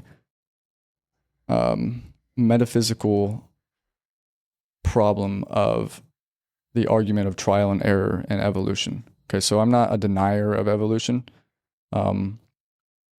However, a lot of people that argue against God will, they'll talk about trial and error as part of the process of evolution over billions of years. The problem with it is how do you have a trial without a goal? Okay, what defines what a trial is? What defines what you're actually trying to attain? And then how do you know if it's an error without having that already defined? So there's rigged dice, more or less. There's a landscape that's already built into this whole simulation, if you will, that cannot just arise out of randomness. So first, we've got all that other stuff in before it, and then you've got what seems to be a choreographed creation that the goal is consciousness. It's the will to think, to actually have abstract ideas, to create. nobody has yet defined consciousness, obviously, but we can kind of understand that we have intuition, which seems to be something that comes from outside more than inside. And I think you would understand this pretty deeply as well as a man of many ideas.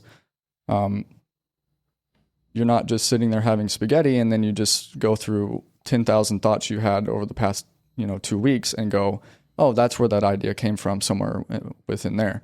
I mean, you can expand that and you can try to make that argument, but sometimes there are ideas that come to you that you just don't really understand how. Then because I love quantum physics, I laid out some stuff in chapter 4 about the arguments of a multiverse, right? Because a lot of people will take everything that I did and just say, well, if there's an infinite universe or an infinite multiverse, then we could just be one of those lucky universes that happen to have everything right. Which I actually like this idea because, like, growing up in a non-denominational church, right? They always talked about, like, when you get to heaven and you're there getting judged, in front of God, you're basically going to watch a slideshow of your life, and then you're going to watch a slideshow of, like, if you would have made all the right choices, right? And in my head, I'm like, well, it's got to be, in that aspect of, like, let's weigh the odds. Right. What was the best version of yourself versus how you ended up? Right. Right. Which would be wild, like a multi-universe aspect of, like, everybody always thinks, like, oh, what if I didn't hook up with this girl on this one night? You know what I mean? Or, like, what if I would have turned right instead of turned left at this intersection in my life? Yes. What would the outcome be? And Brian's idea a year ago, roughly, was that God dips his meaty hands into the path and splits it for the choice. But the argument that I make is it's not that, because first of all, we have no evidence whatsoever. Let me rephrase this. Simulation theory sounding a lot There's less evidence, and there's definitely no empirical evidence of a multiverse. There's more evidence, and potentially, depending on how you want to look at it, empirical evidence for a creator, right? So to me, it's a more logical decision to just accept the higher probability that we have a creator of this reality that we live in than it is to assume that there is an infinite amount of universes that exist where all possibilities exist. However, conceptually speaking, and from a quantum physics perspective, everything possible can exist at any point in time, right? As an idea, as a concept. It's literally what quantum physics is, more or less. You have a question? No. Okay. Good. Okay. So then I move into part 2, which gives credit to all of the other religions, talks about Carl Jung's blanking on collective unconscious, which seems to be his idea of archetypes across time. And that's the ideas that get passed through generation and generation and generation, regardless of what's been written down. And it seems to be in different places where it wouldn't have any logical way of connecting through communication.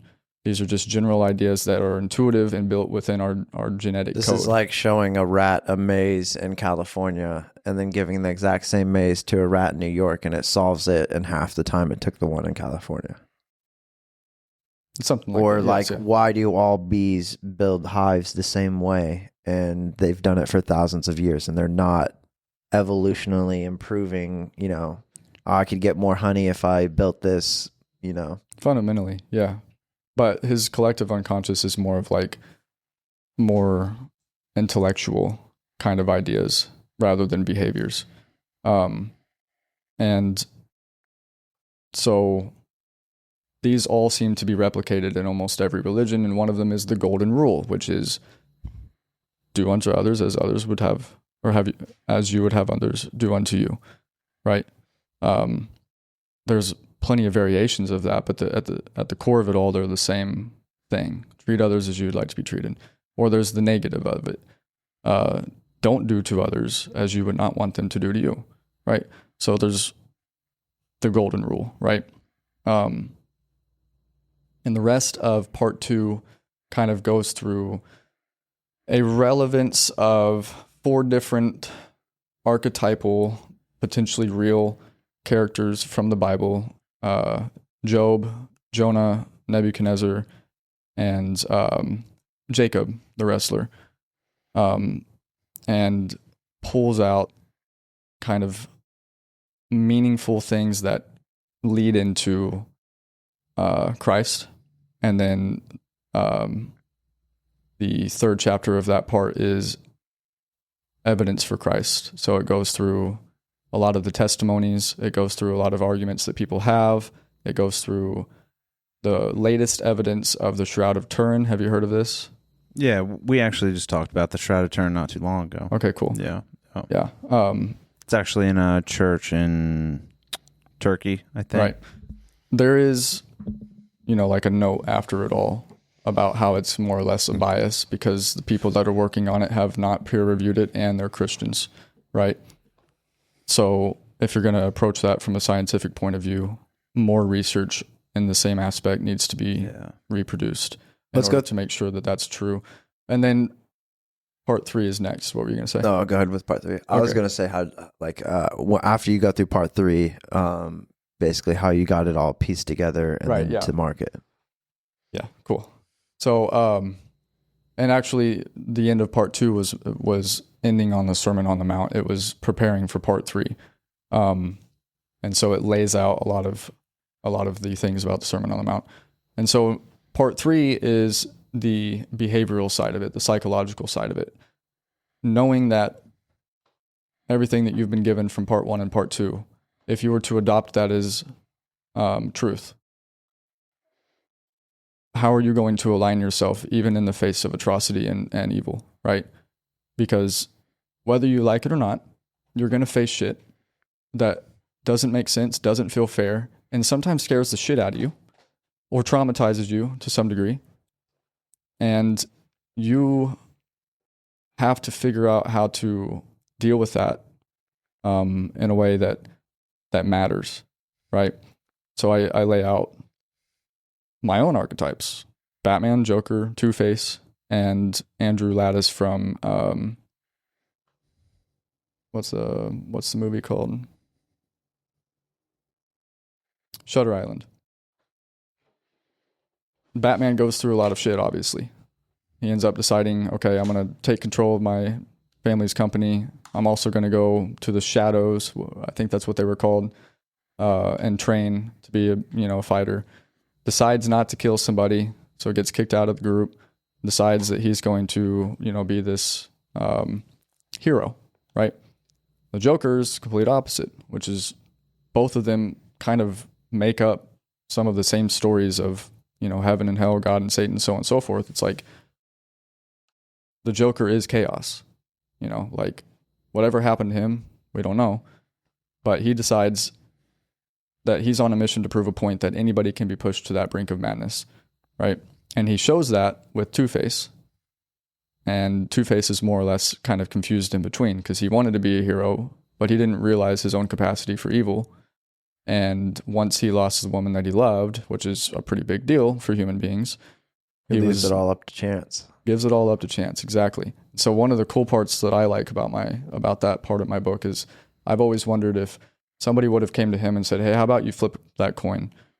And in this whole deal right now, this whole confusion, if it's heads, the non-burned side, you choose to be a good person again.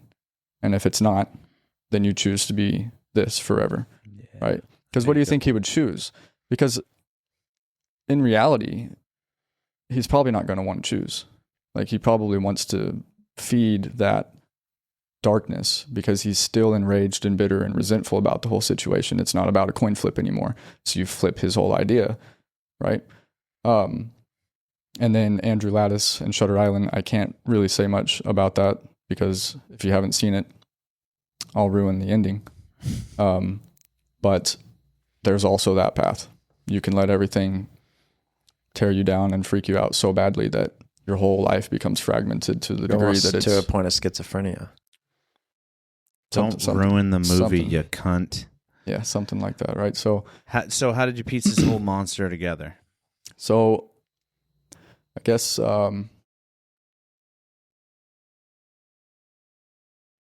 elaborate. Well, I know that you had your notes, and this has been something that you've been building in the background, like working on, right?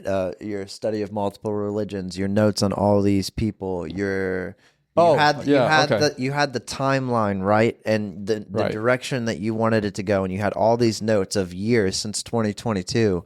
So like 4 to 5 years, if not more, worth of journals and research and everything like that.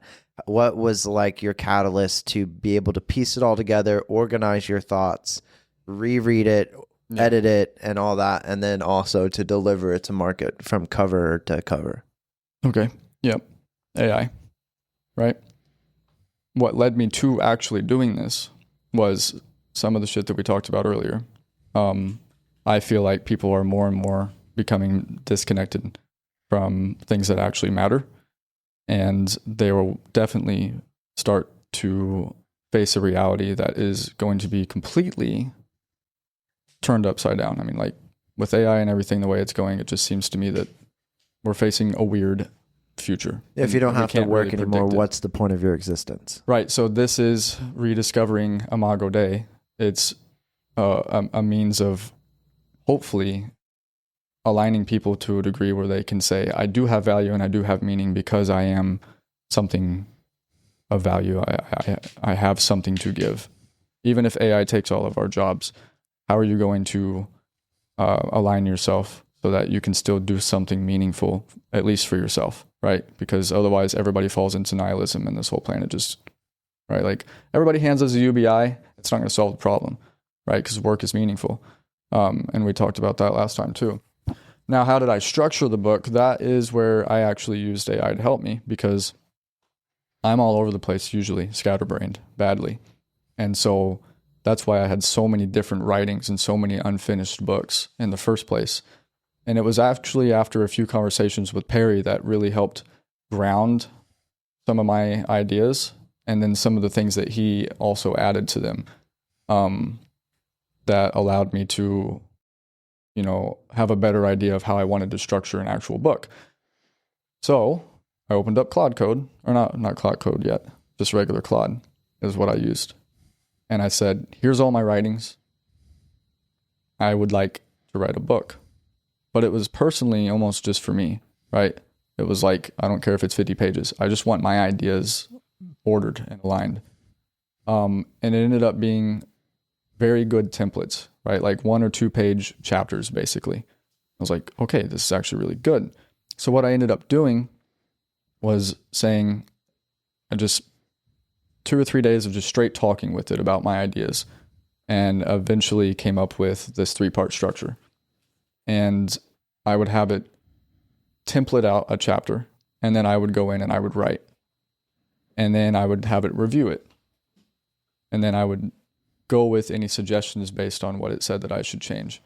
That way it wasn't like AI wrote this whole book, but AI did assist with helping me put it together correctly, right? So then if I had any ideas that I didn't have enough data or information on, like especially chapter 1, a lot of heavy research was done with AI so that I could actually go through and check and verify the resources and make sure that this is actually work that's been done and these are actual ideas and factual laws or of nature or tests and things of that nature that have been done. And getting it to market, right? You know nothing about publishing a book. Exactly, right. So it helped structure all of that, and then it helped template all of that. And then I would write it and then bounce back and forth with it until I was happy with it. Then I added some of my personal writings, poems and stuff that I really like towards the back. I also added a section where you can kind of see more relative stuff in the other religions, the other 11 major world religions. And the rest of it is notes and bibliography, right? That all is AI because that was the part that was like, here's all the research, right? Then I had no idea how to publish the motherfucker. So I got a hold of Austin Maxheimer through Thomas, I believe. Right? He's been on the podcast. Yeah. Okay. Neighborhoods in Jesus. Great guy. Episode. And he gave me some tips forward and everything. Sent me one of his books and I read it and gave him some feedback. He read mine and gave me some feedback. And then I actually used the browser. Claude Chrome. With Amazon has like several tools. I guess I should explain for Brian. Claude Chrome, right? You know what web extensions are? No. So on this website here, right, if you were in Google, it would have another tab up at the top where like the plus sign and stuff is. Mm-hmm. And what that would do is basically open up right where it shows the pricing side. Basically part of your screen is a separate terminal, and imagine it as like a tool you can use, right? Yeah. So Claude Chrome is Claude in Chrome. So then you can say, you know, hey, here's the Amazon publishing page. Here's my book. I want it published on Amazon. Okay. And then hit enter, and it fills out all the forms. It's like a page in a page. I got you. When I did it, though, it sucked. But it was helpful enough to actually get things rolling. And so I used it to help create the cover art, of which at first was just an image. And I realized over time that you just can't do that. So the actual print of the book itself is now Canva art versus just an AI generated image. And it was honestly, I was really excited at first to like maybe write more books, but after doing all of this, I think I was like, okay, I may not ever write a book again. Like when it comes to editing your actual document, holy shit. Yeah. It's hard. Especially something 373 pages long. The reason it's 373 pages long is because forgot already. At first it was like 280 or something. I think there was font issues in different places and font size issues in different places. And you actually have to learn how to get your gutter correct. And like that all matters down to like the third decimal of a number. Yeah. Like it's pretty intense. So I definitely used Claude Chrome to help get some of that together, but there was still a hell of a lot of manual labor to get that process done. For all the folks at home that are maybe listening just on Spotify or anywhere other than Pandora, because we don't post there, what if they're not watching the channel right now, they have no idea where to get this book. Where all can they find this book? We've got the Amazon link pulled up, right? Is there somewhere else that they can find it? No, currently it's just Amazon. Okay. And we'll be sure to leave that link in the description as well. Yeah, a lot of people have asked me to do an audio book too. So at some point I may actually sit down, do that. I think. Well, you know the right people. Wink, wink. Get in here, Daddy. You've done enough podcasts. I can clone your plug. voice and just fucking have it read it for you. Yeah, I'll fucking record it for you. No, I'm joking. You might have a better voice to do it. No, I don't read good. We've already talked about this. Moving forward. No. Yeah. No, I told my sister, I was like, I'll just clone my voice and have AI read it. And she's like, there you go. It's not the same. You have to do it. And I was like, it is the same. I've done it. We can do it. Yeah, it's possible. Just on this episode alone, I have enough of you talking that I can rip your voice. Yeah. What vowels you didn't hit, we can piece in. Well, then we might schedule that. At some point. I got to read the early copy before it was published, and then I think I have the only signed copy in existence right now. You do. And there's only one other person in the world, other than me, who owns a like piece of crap copy, like my very first version. Oh yeah. It's just so many different fonts and everything's off place, and like that title is like basically almost falling off the edge, and that's hot. Yeah, it took. Hot. You got to figure it out, man. You got to figure it out. But yeah, that's essentially the book. Well, I want to focus on the book for this one. So, on this journey down, writing and releasing your first book, a lot of along that journey, was there ever a moment where you were like, I'm done with it, I don't want to do this anymore? And then if so, what was the moment that kind of motivated you to stay on task and push through the pain and fucking get it done? I'm not gonna lie. Writing the book, I felt very much more grounded with God in my relationship with God as I was writing the book over the couple of months that I was doing that than I had in a long time. I almost felt like, to some people it sounds crazy, but I almost feel like God was guiding me and Claude together on this project. And I still pull it out and read it. I had some stuff happen recently that shook my faith very heavily. And I opened my book up to one random page, and it was, why does God allow the abyss? And here's 4 answers. And I was like, okay, there's a good reminder. And then, the same kind of stuff happens to people when they open the Bible to random places. Like, that's a whole nother discussion about how you practice your own faith, really. But the editing process, it wasn't that I wanted to give up and say, screw it, I'm not going to release this. It was just like, there were days where I was like, okay, I can't, like, I got a break, and I would, stop working on it for like a week or 2, because the editing process was the worst part. But writing it was actually like revitalizing to me, especially, even at that point when I was writing it, there were things that were going on that were just very difficult for me to process. I don't, like, I remember there wasn't anything really going on in my life, and I couldn't really discern whether or not it was like a call to rest, more or less, or if I was just avoiding things, and being fearful and driven by the fear, and just like I couldn't really determine what I should have been doing at that point in time. So it was something that really kind of helped put me back on track. And then seriously, like right after I was done with the book, we start working on Anomalous Enterprise. Oh yeah.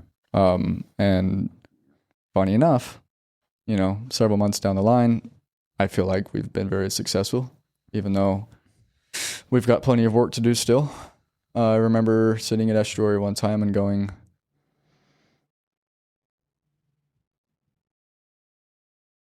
feeling as if like there was still more that I wasn't grasping. I don't know, it wasn't like getting burnt out or something. Like I was not as excited. Yeah, there's more to be had. Is a little more irrelevant, but I think we hit on a lot of cool different things, right? Like we got to go down bring Death of the Week back this episode. Shout out to the Death of the Week. Pour some out for the dead homie and his mom. And then like we got to go through the upside, right, of like AI, where it's at, and some of these new features that people can easily, I'll link it in the description. People can come and try Berea, try Atlas, provide feedback, whatever, And then we got to wrap it up on the beauty of like you said, like, this has been something that you've always wanted to make, right? You've always wanted to write this book. You've had the ideas, the journals, the thoughts. You didn't know how to structure it necessarily, the editing, or how to get it even to market. And then it was able to help you along those few hangups and walk you through step by step. And then also you now have something that anytime your faith gets struggled, you can go back and reference that you wrote, right? So I mean, that's a pretty cool full loop. Yeah, it's a powerful tool, man. So if you're faith driven, this might not be a bad book to pick up. Again, that's on Amazon. We'll drop the link in the description. And there's a digital copy, a paperback, and a hardback. And he's flirting with the idea of doing an audiobook. So get in the DMs and talk him into it. Yeah, man. Seriously, I can't thank you enough. Your unwavering, fortitude towards this project, specifically to the book. I mean, yeah, that's I envy you. That's intense, man. I could never write a book. So for anybody that can, Mad respect. I'm sure Brian will get the Kindle copy. Also, yeah, Kindles are dope. But also, this AI stuff, it's crazy. So, get your foot in there, and you guys are ahead of the curve. So that's important, man. Last minute, I guess, shout outs or anything that you have that you want to put out, dates or anything important with the book, with AI, with anything. Again, anomalousenterprises.com, if I'm not mistaken, right, for contact. Yeah. Anomalousenterprise.com is the website. And there's a way to contact you guys on there? Yeah. Mm-hmm. Okay. But yeah, any other plugs or thank yous or shout outs? Last couple minutes is all you, big brother. Big dog. Big dog. Yeah. It's a huge thing now. I only heard that from Thomas for so long, and then it just started showing up all over my social media. Go. I don't know. I mean, shout out to God and Claude. Yeah, G-O-D, baby. I grind for God every day. Hell yeah. Well, I think this has been another thrilling episode of the Days Grimm. My name is Thomas Grimm. My name is Brian Michael Day. I'm Corey. And this has been Chris McElwain. Hey, seriously, thank you so much, brother. It's been good, guys.